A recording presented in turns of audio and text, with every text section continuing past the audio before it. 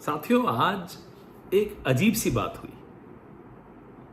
अपशब्द बोले मोदी जी, नफरत के बोल मोदी जी के मुंह से निकले, जहरीली बातें मोदी जी के मुंह से निकले और नोटिस बेचारे नड्डा जी को मिलेगा।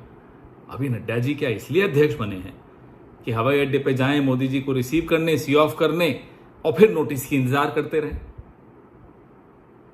एक गाना था ना, अगले जन्म में मोहे बिटिया न कीजो, नया वर्जन आया है, अगले जन्म में मोहे नड्डा न कीजो।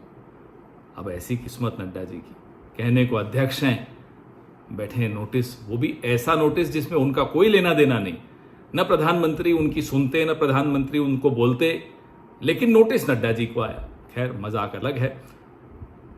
जो बार बार हम लोग कहते हैं, भारतीय जनता पार्टी की जो नीयत है वो हम कहते ही नहीं है। भारतीय जनता पार्टी की नीयत स्पष्ट तौर पे निकल कर आ जाती है कि भैया संविधान बदलना है। संविधान क्यों बदलना है? क्योंकि आरक्षण खत्म करना है, लोकतंत्र खत्म करना है, और लोकतंत्र खत्म होने की जो आहट है वो इस नोटिस में सुनाई दे रही है कि प्रधानमंत्री को नोटिस भेजने में चुनाव आयोग के हाथ कांप जाते हैं, हाथ पांव फूल जाते हैं, दिल की धड़कन बढ़ जाती है और नोटिस नहीं दे पाते हैं। क्यों? क्या प्रधानमंत्री कानून और नियम से ऊपर हैं?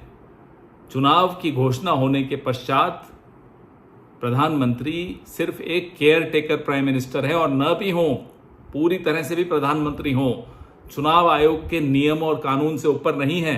लेकिन अगर चुनाव आयोग की हालत है कि प्रधानमंत्री को नोटिस तक नहीं दे पा रहे, तो सोचिए अगर ये चुनाव मोदी जी किसी गलती से भी जीत जाएंगे तो चुनाव होना बंद हो जाएंगे, लोकतंत्र खत्म हो जाएगा।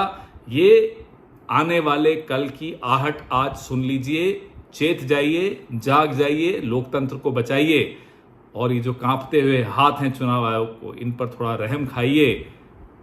किसी चुनाव आयोग की इतनी दुर्गति होते हुए हमने नहीं देखी किसी सरकार में।